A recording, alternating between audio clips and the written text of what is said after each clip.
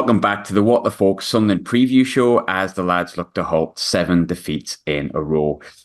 Can we do it? God knows. We've got a million injuries and confidence is at a pretty low ebb with the fan base and with the players, so it's sure to be the type of nervy 90 minutes that we kind of all wish that had been left behind and hope that it had been. But, that said, I suppose you take our position over QPRs at the moment, who are scrapping for every single point as they look to stave off relegation to the abyss of League One. But we are going to meet a different QPR to the one we met earlier in the season, as they are us. So I've roped in the excellent Clive from LoftForWords to fill us in on what we can expect. You've got a bit of a cough, mate, you said, but how are you doing apart from that? You all right? Yeah, we all came back from Leicester last week with Leicester flu, COVID, whatever it is. Maybe just the shock that we won. But yeah, feeling terrible, to be honest, but we'll crack on. Powering on. Well, I appreciate you coming on into the first instance, and I appreciate it even more now. There's tons to get stuck into, which people know what we're going to speak about. But let's start with the most recent result, which for QPR is probably a bit of a shame, really, because you've won 3 of the last 5. You're getting a battling draw against West Brom, and then a pretty damaging 2-0 home defeat in Middlesbrough. How was the performance? Where did it go wrong? Is this us going through the motions before we get to Nick Beale? Yes. Okay, fine. Yeah, it's a shame. We do struggle. We've got no squad depth really, so we always struggle in 3-game weeks. I think we've won 2 out of 9 of our 3rd game in a 3-game week this season, and if you extrapolate that back over the past couple of seasons, I think it's something daft like 4 in 25. We just don't have the squad depth to cope. You're relying on people like Steve Cook and Jake Clark-Salter with his injury history to sort of go 3 times in a week, Chris Willett with his hamstrings and things like that. So it often happens like that. And I guess if the week had gone the other way around and we lost at Leicester, drawn with West Brom and then beaten Middlesbrough, we'd all have been quite happy with that and fine and coming into this weekend in good mood. Same amount of points. Big missed opportunity, really. We just didn't play well. There was a huge amount of energy, effort and emotion went into the West Brom game on the Wednesday. West Brom, really good team. You saw what they did to Huddersfield at the weekend. We absolutely battered them last Wednesday. I still don't know how we didn't get out with a win. There was the whole Stan Bowles thing. And on Saturday, it just looked like everybody was sort of hungover. It was poor and it was disappointing because it was another chance that we've missed to move up the table. And what is there, 9 games left now? So yeah, it was not my favourite day. When you mentioned Jake Clark-Salter there, I proper had like PTSD myself. And we're going through a bad run of form, but yeah, I forgot he even existed. So there we are. Well, so did we for 18 months, mate. He couldn't get fit when he got here. We'd bought him to replace Johan Barbo, who'd made 100 consecutive starts for the club. So to start with, you're like, this is another brilliant bit of QPR business. But actually, touchwood, he's managed to get fit since Christmas. And I think him and Cook, I was looking at it earlier, I think they're the 3rd best championship centre half pairing for goals per game. But they've only played together 11 times. So that sort of tells you why we've been doing well lately and why we weren't doing well before. That and Gareth Ainsworth was the match. We will get on to him as well. You touched on that 2-2 draw, and I watched the game, and it was a battling performance to pull it back, but you probably should have won. Mikey Johnson scores an absolute screamer. You've beat Leicester the week before that. You've won 3 in a row. You've sort of boosted that mood. Has the Middlesbrough result left the mood a bit, not sour, but has it kind of like dampened the mood a bit, or has the kind of positive results and the reasons behind why you maybe lost at the weekend been put into context and things are still okay heading into the game on Saturday from a fan base perspective? We've got 5 games. We know that we struggle in 3-game weeks. We know that we'd put a lot into Leicester and West Brom and whatever. So I think people are almost willing to give Saturday a bit of a pass. We've got 5 games now. Got you guys, obviously. Birmingham at home. We go to Swansea away. We've got Sheff Wednesday at home. We've got Plymouth away. And they're quite nicely spaced out around the international break. 2 of those are around us. 3 of those are teams around us. And the other 2 sort of almost done for the season, look like they're on the beach. So big opportunity here. No midweek games. Plymouth midweek at the end of that. But we've got a nicely spaced out. A lot of time on the training ground with this manager. So it's all gearing up for these 5 games are going to decide it. Because we finish with Leeds at home and Coventry away, so you don't really want to be going into that needing anything if we can help it. I think the mood's still pretty good because we've played really well just lately. I think only Leeds have taken more points than us in the last 8 or 9 games. The manager, like everybody loves the manager. He's just worked miracles with what he inherited. So it's still positive, but yeah, Saturday was a blow because I think a lot of people went into that expecting us to win the game, and that's happened a couple of times this season. Just when you think we're getting it, it falls off. They do something silly. Cifuentes won 3 games in a row in December, and we were like, "Here we go, this is brilliant. We're turning it round." And then we got beat at Sheff Wednesday with goals in like the 88th and 90th minute. Oh, for goodness sake! So it feels like we're ready to come out of it, and the manager's brilliant. We just keep falling over, and it wouldn't matter because like, since Cifuentes has come in, I think we're 10th in the league if you look at the results since then. But if you only win 2 of your first 14 games, you've seen this with Sheff Wednesday as well. It's a hell of an anchor that just weighs your whole season down. You basically have to run at playoff form for the rest of the season to get out of it. We're also in this weird season where every other fucker down there is winning every week. I've never 39 points, which we've got now, would have been safety 2 years ago. God knows what it's going to take this season. So there's a lot of stuff going on. I think we're all just looking forward to it being over. These next 5 games are going to decide it. They're absolutely massive for us. I normally ask this question towards the end, but there's so much other stuff I want to get into with manager chat. And I'm talking the current, the former, and the one before that, and our one before the one that's not in the dugout on Saturday. But I'm looking at the table here because annoyingly, as a Sunderland fan, when you've lost 6 in a row, you start going, well, what's behind us? And my God, it's tight. You've got, for those who don't know, Sheffield 23rd, 38 points, Huddersfield 38 points, Birmingham 39 points, QPR 39 points, Stoke 41, Blackburn 41, Plymouth 41, and then Swansea and Millwall on 43. Any of those realistically can easily get relegated. But I remember when we used to be in relegation battles, which was frequent, in the Premier League, and the one team you wanted to play was an out-of-form team that had no confidence, middle of the table, and Sunderland are that at the moment. Looking at the game on Saturday, and I don't think any Sunderland fan would be offended if you said, yeah, we're delighted we're playing you. How big is the game for QPR based on our form, where we are on the table, where you are on the table, and your form? It's enormous, absolutely. Because, I mean, that list of things, the team you want to play, mid-table out of form, no confidence, loads of injuries. But that was Middlesbrough. Middlesbrough had won 2 out of 10, I think, coming in. Their season's basically done. And, and they came and I looked at their centre midfield and centre backs and thought, this team should be doing a bit better. And they beat us pretty comfortably. It's absolutely massive. Like I said, there's 9 games left. And our last 2 are Leeds and Cov. Cov away, they might need a win to get in the playoffs. And Cov are a really good team. They've schooled us every time we've played them, just slightly. And obviously Leeds coming down to Loftus Road. Leeds, don't know if you've heard, absolutely massive. So they're going to be crawling all over Shepherd's Bush, aren't they? Or you don't need Leeds to be needing a result in that game. That's going to be horrendous. So it's all on the next 5, starting with Sunderland at the weekend, who, like you say, look absolutely prime, but. It's QPR at the end of the day. We don't do what we're supposed to do. Who would have thought we were going to win at Leicester and lose to Middlesbrough last week? We're a perverse club and a perverse team, really. Yeah, it's massive. I don't really want to think about it, to be honest. The whole thing.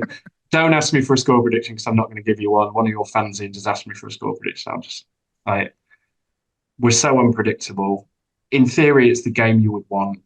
But I'm a football supporter, right? So I look at Sunderland and think they've lost 6 in a row. Well, they won't lose 7. Because nobody loses 7.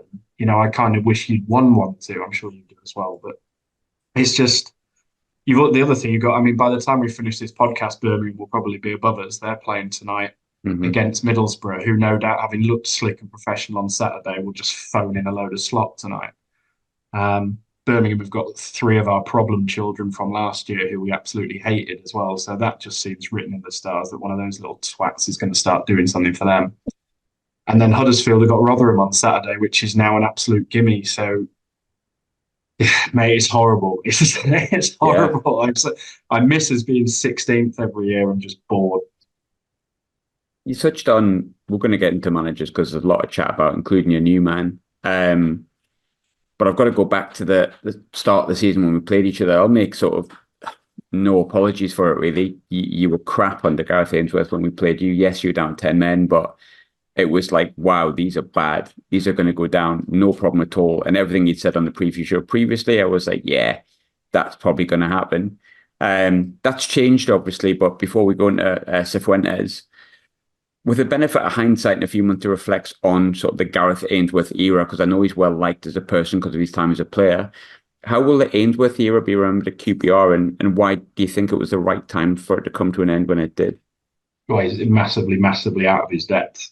Rarely have I seen a manager so obviously out of his depth at the level, really.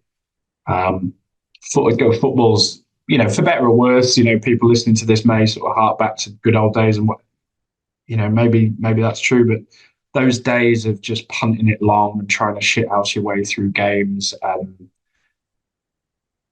football's not like that anymore. Whether you like it or not, you can't be that team anymore. You can't do what Wimbledon did in the 1980s. It's not the 1980s anymore, and he tried to turn us into Wickham Mark II because it had obviously worked a little bit. Well, it worked pretty well for him at Wickham. It's sad. He never got any abuse. There was never any sort of calls for ends without, because he is well liked at the club. But some of the last games in that run, I think we lost 6 in a row before he went. Like, we lost 2-0 at West Brom. We didn't have a shot. We didn't have a corner. We had about 20% of the ball. You've taken 2 days off work. You're standing there and you're watching. Go, well, what is the plan here? Like, what's the best case scenario in this game? We get a corner after 89 minutes and win 1-0. Is that the plan? Because we're not getting out of it by doing that. My excuse for him was always, you've got to look at the inheritance, what he picked up at QPR from Beale and Critchley, the complete lack of FFP headroom to do anything about it. And that's all completely legitimate. But then you look at what Cifuentes has done with the same hand of cards. It's absolutely just night and day, because Cifuentes is a modern manager, but he's a grown-up. And Ainsworth, it pains me to say it, because I love him as a player, but it was the wrong appointment. The team and the squad was entirely unsuited to his methods. He had no FFP headroom to do anything about it, but also the sport is just not like that anymore. I'm really interested to see what job he gets next. I would be surprised if it's north of League Two. And, even some of the teams in League Two are doing smarter and more intelligent things than that. So it was a real shame. And they hoped that pulling the nostalgia lever would have more effect than it did, I guess. But it was just so bleak. I mean, Sunderland, Coventry, and Blackburn, all until very late in 2023, had won more games and scored more goals at Loftus Road than QPR. So we get done 3-0 and 3-1 by Cov, 3-0 and 3-1 by Sunderland, and 3-1 and 4-0 by Blackburn. We got to the end of last year nearly with one home win, and we'd only scored about 5 goals. So there were 3 teams in the Championship with a better record at Loftus Road than we had, including Sunderland. So, yeah, it was bleak. It will just be remembered as bleak. Yeah, it felt like that from the minute he brought in that guy to do the hacker. I was like, oh no, oh no. But he's gone. And I think from the outside looking in, as have Sheffield Wednesday, to be fair, he's really injected that sort of spirit and identity and results ultimately, which have made QPR go from looking like certain relegation favourites to a team that at the moment, if the season ends today, you stay up. What is it he's changed? Why is Cifuentes sort of saved QPR in the interim, and why is the future as positive as it looks under him? He's changed. Well, it's changed absolutely everything. We're just a completely different side, in just absolutely everything we do, apart from we do still concede from every set piece, which is a drawback. Basically, opposition corners are like opposition penalties. So he hasn't managed to correct that quite yet. Although that is a problem that even predates Gareth Ainsworth. It's just been a weird thing since Mark Warburton was in charge. He's changed everything. It just, like I say, he's a grown-up. He's tactically smart. We play good, attractive football on the deck, but not sort of Russell Martin's death by 500,000 passes. It's with a purpose. It goes forward. He gets our best players on the ball in their best areas. Chair's just so much better under him than he was under Ainsworth. Willock, who wasn't even getting in the team under Ainsworth, he's back in and playing well. He's getting the best out of the squad. I just love him. I think we've potentially got a sort of special manager here that will go on and do great things, either with us or with somebody else. The torture at the moment is you just think if we can somehow get out of this self-inflicted catastrophe of the season and give him a summer, a pre-season, we've got loads more FFP headroom this summer if we stay up. What he could do going into next season is really, really exciting. And QPR have missed the boat like that before. We got relegated out of the Premier League in 1996, just as the TV money exploded. We then got relegated out of the Premier League again, sort of 10 years ago, just as the international television money exploded. These teams have left us behind. Other teams have gone past us. Brentford, bloody Luton going past us. We always miss the boat, and it feels like the boat's leaving here. Like if we could just stay in the Championship this year, more FFP headroom, new TV deal, and this amazing manager, it's really bright for next season. But we're probably going to have to find at least 4 wins from these 9 games. And he is working with what he inherited, which is a team that doesn't score goals. I think there's only 3 or 4 teams that have scored fewer than us. We've only scored more than 2 in a game once all season. And it's a team with somebody's dad in goal. The goalkeeper's an absolute liability. So you don't score goals and your goalkeeper's a liability. That's not a good combination. But again, it shows what a good manager we've got. We are making a fist of this with essentially the division's worst strike force and its worst goalkeeper. When you look at the appointment, it's funny because you can see that he's done really well. And like going into this, I knew for a fact you were going to feel really positive about him because you can see what he's changed to QPR from what was a really dire looking situation for QPR, to be fair. But I feel like in a way, Danny Rowell seems to have got more sort of attention, and that he's the one that's like going to keep Chef Wed up and all that kind of stuff. Is that a benefit to QPR though? Because if you like in the summer and you're at Sunderland, for example, you're looking for a new manager, Danny Rowell's going to be the one that might be the one that gets more attention. That means that if you stay up, Cifuentes is not going to be poached. Is that a benefit that he hasn't had as much attention as maybe someone like Danny Rowell has had? Maybe. I mean, let's see how it ends up and who stays up. I mean, if Chef Wednesday stay up and we don't, or vice versa, then that attention will probably shift. I think, to be fair, you can't knock what Danny Rowell has done at Chef Wednesday. I didn't think they would win a game.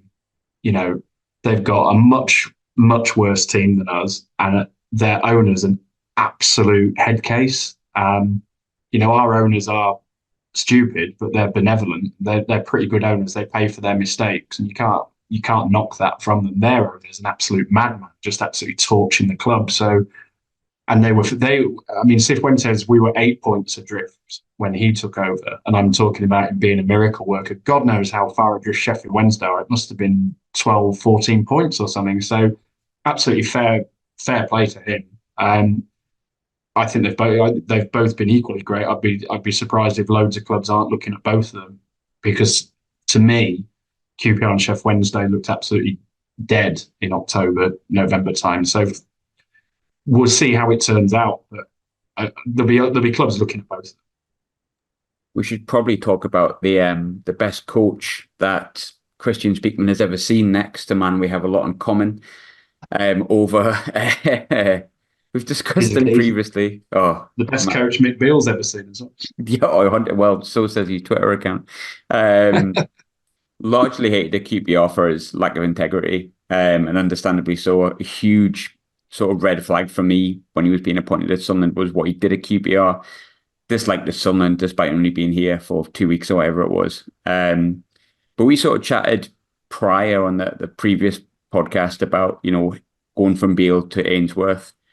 And then we've chatted sort of off air via message about sort of Beale when he came to Sunderland. He's gone now. I suppose he doesn't really matter, but what a missed opportunity it would be if we didn't have a good 5 minutes to batter him in some ways.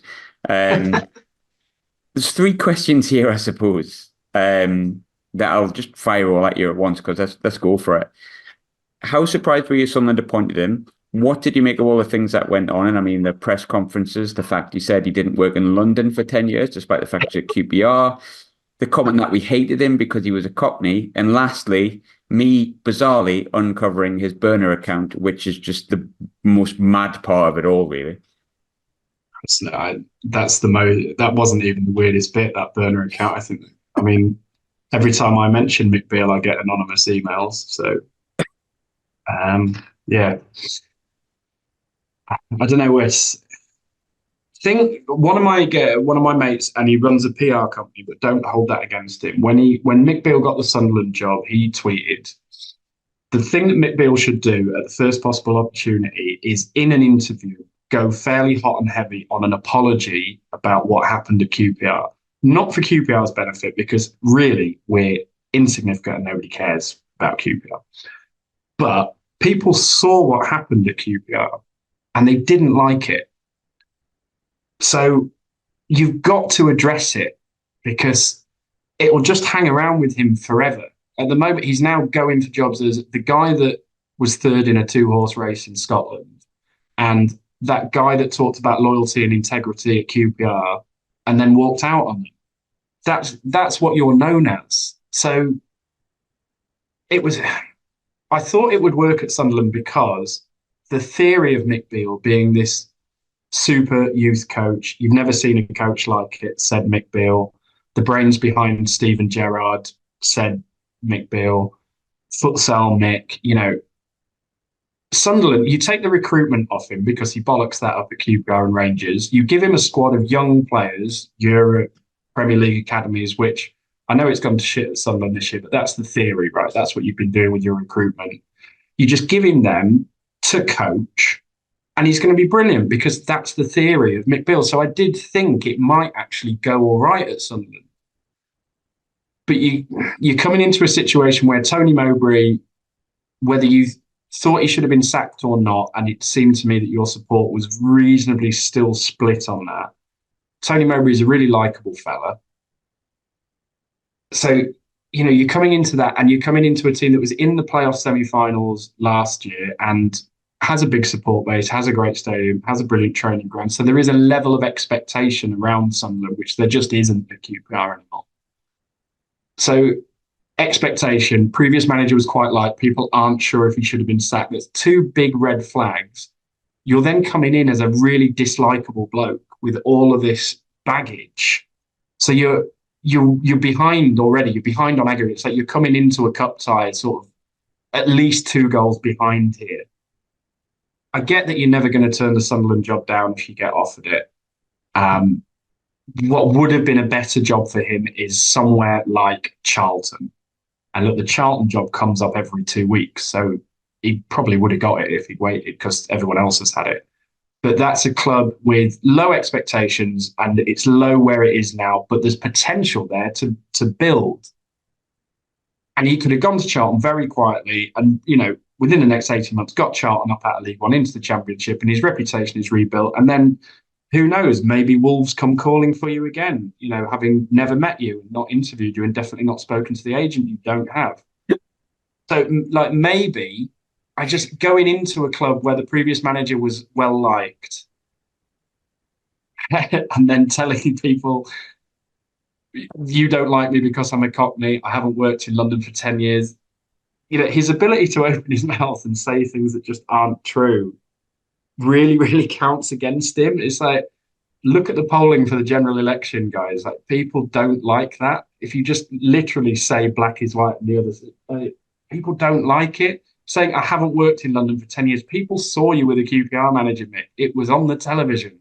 You can't keep coming out and saying, I won't be signing any 30-plus centre-backs at QPR to hold Rob Dickey's hand, and then 2 weeks later signing Leon Balogun. Yeah. You can't be saying, I won't sign 4 loan players for QPR, and then because they'll give up halfway through, and then you sign 4 loan players and they give up halfway through. People see this and notice it. He needs I don't know who his agent is. He says he doesn't have. He needs a good PR company to sort of get hold of him and say, this is how you rebuild your image from here. Because he might be a good coach, or that might just be chat.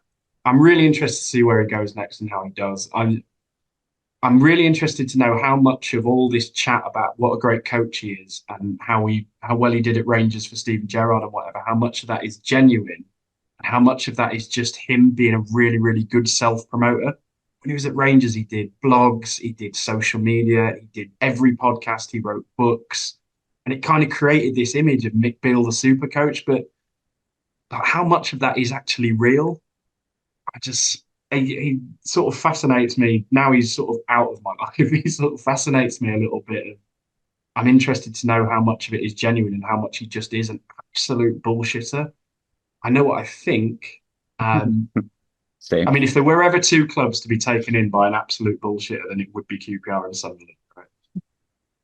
I find with Beale, like you might be able to tell me whether this was the case or not, but it's funny you talked about the stuff he said that, or we heard he was the brains behind.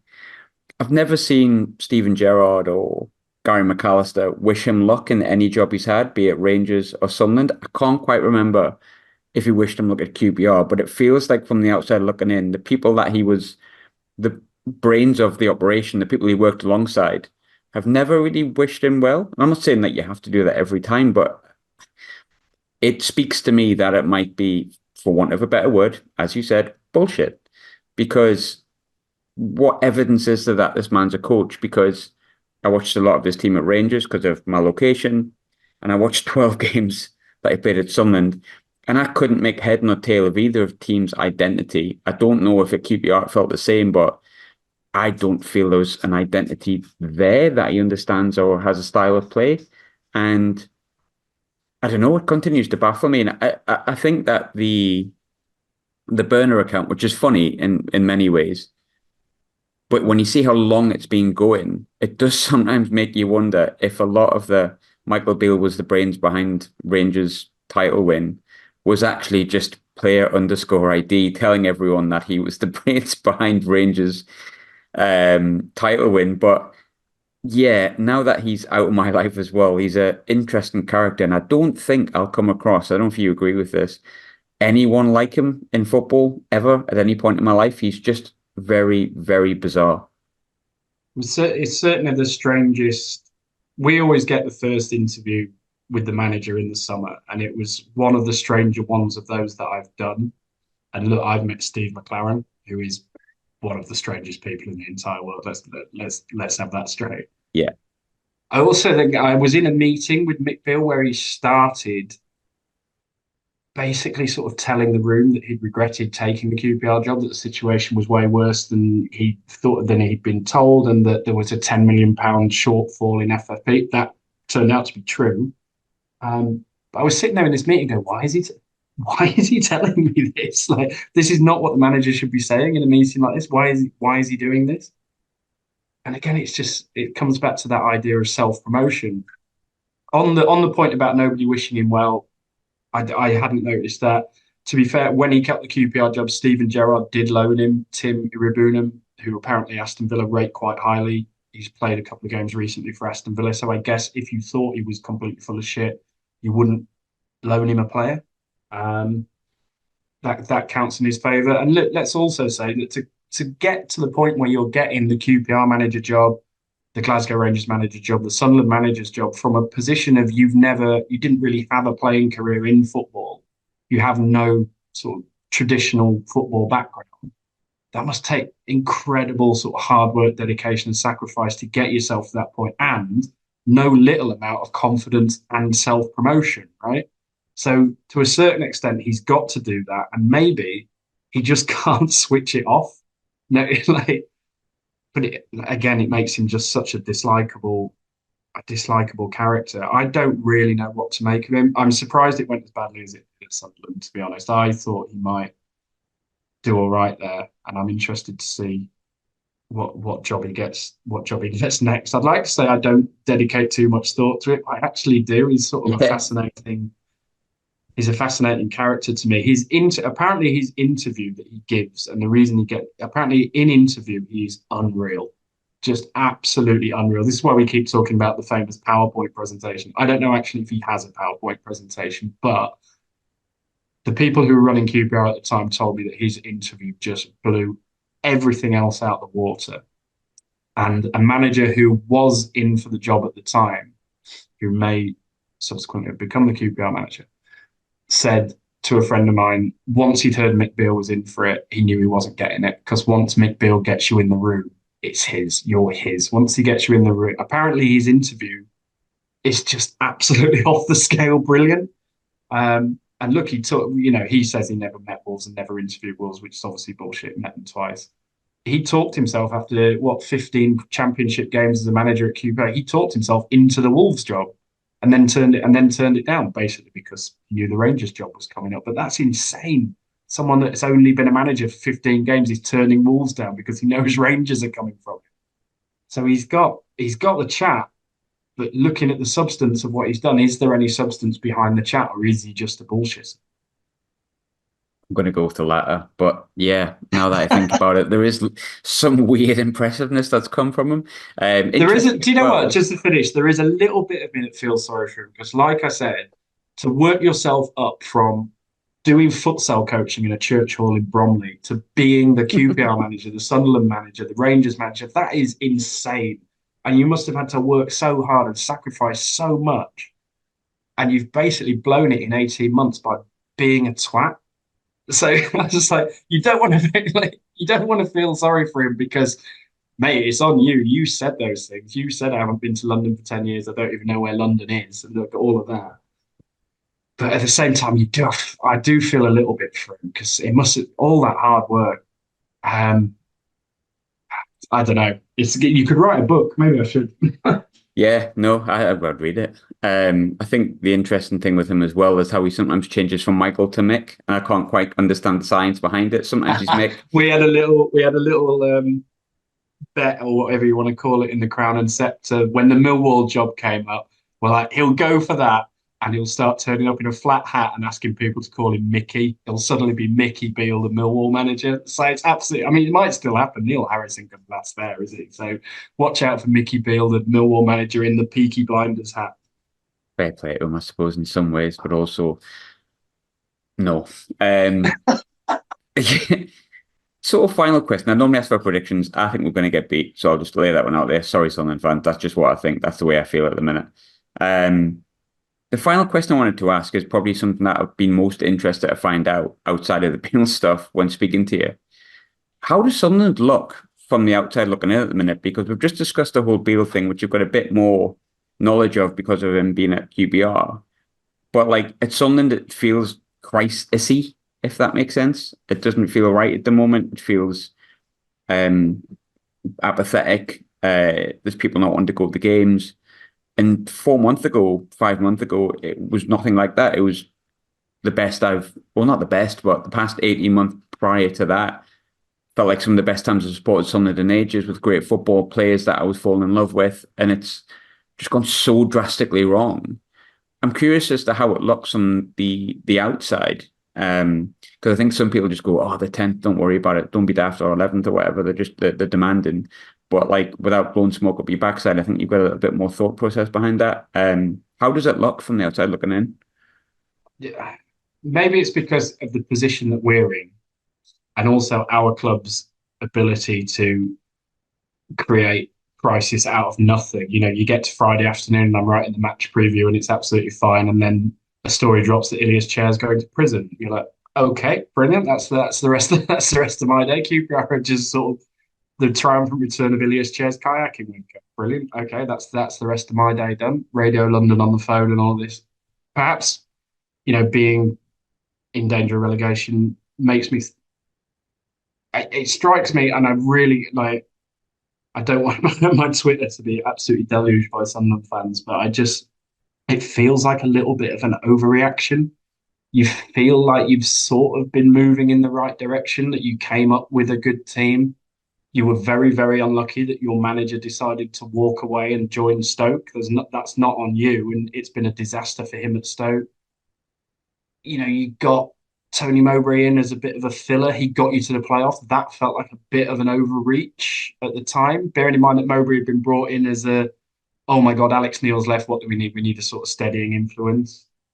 You had an amazing loan player on loan from Man United last year that probably elevated you a little bit further than you should. And Jack Clark's one of the best players in the league. He's now injured. There was a story last summer that you were thinking of replacing Mowbray last summer, and everybody went, "Oh, what a terrible idea! How on earth, how disrespectful and whatever." And honestly, if you were minded to do it, which you obviously were because you did, then you probably should have done it then and given a new guy a season. But you've had this weird season where Tony Mowbray's gone. Mick Beale was a disaster, but you're still, like you say, you're still 10th. You're not getting relegated. Build again in the summer. It's a good young squad. I like your recruitment. There's obviously been some weird stuff off the pitch. Like you look sort of weirdly badly run off the pitch. Like you can only buy tickets if you ring the box office between 1:30 and 2:15 on a Tuesday afternoon, and a man will ask you 3 questions, and you have to, get them all right to buy tickets. So it seems sort of haphazardly run, and the whole Newcastle thing was just hands over face. Man. What on earth are they doing? Like, honestly, if QPR had done that for an FA Cup tie down here with Chelsea, people would have been fired. Like you wouldn't have got away with that at QPR. That was just, what are they doing? What are they doing? But yeah, look, you got promoted. You got in the playoffs probably a little bit ahead of schedule with a good loan and a good run. You've consolidated in mid-table. I don't think you're under any FFP pressure. You can go into next season, appoint a fresh manager for the whole summer. You've got a lot of injuries at the minute. Every team that's in the middle of the championship that isn't going up or down basically gets on the Mykonos highway at this time of year, don't they? Look at Watford. They've done exactly. They're just all checked out. So there's been some weird and some bad decisions made. And I wouldn't have sacked Mowbray when you did. Certainly wouldn't have done what was done around the Newcastle thing, and you guys would know better than me, but it doesn't look like an absolute disaster to me. Certainly compared to when we were playing you a few years ago and Jason Steele was wandering around 50 yards outside the box trying to catch the ball. And, like compared to that, this feels like a club that's still got potential next season, a good, young team.